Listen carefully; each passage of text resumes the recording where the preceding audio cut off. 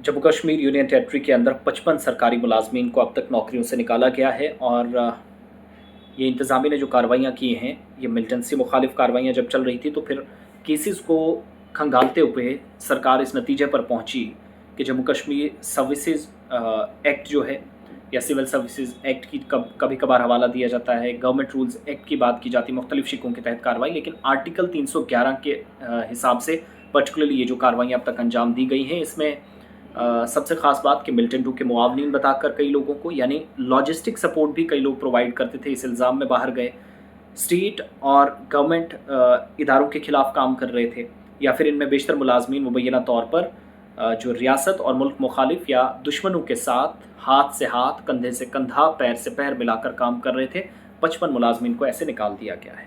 यह हम नहीं, head of union territory lieutenant governor Manoj Sinha खुद राजधानी दिल्ली, दारुल हुकूमत दिल्ली के अंदर एक प्रोग्राम में खिताब कर रहे थे, जहाँ कश्मीरी पंडितों की जानिब से एक प्रोग्राम मुनक़िद किया गया था। उस प्रोग्राम में इसकी उन्होंने तस्दीक की।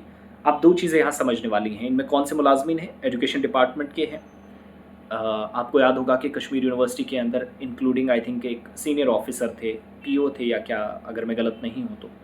कश्मीर यूनिवर्सिटी के 3 लोगों की छुट्टियाँ हुई, सीनियर ऑफिशल्स थे।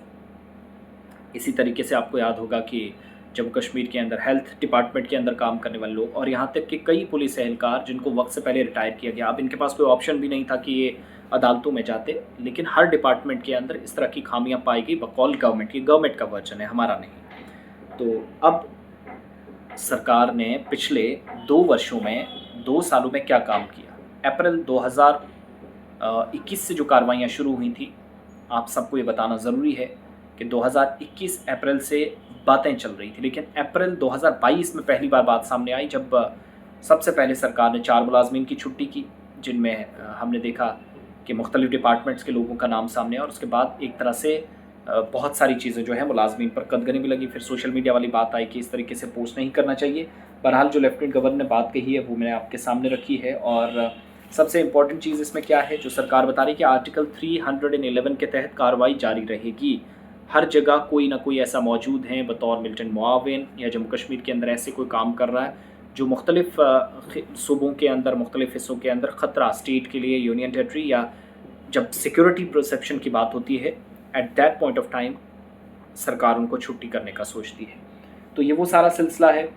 और इन 55 मुलाजमीन में तमाम सारे महकमे तो नहीं है, मुख्तलिफ डिपार्टमेंट्स के अंदर है, जो लेफ्टिनेंट गवर्नर दिल्ली के अंदर बता रहे थे। और दूसरी बात ये कहा गया कि इनमें कई लोग ऐसे हैं जिनका पिछला, जिस पर बार बार पॉलिटिकल पार्टी कह रही है, अगर पिछले ने कोई गलती की है तो सज़ा आगे वाले क्यों भुगत रहे हैं।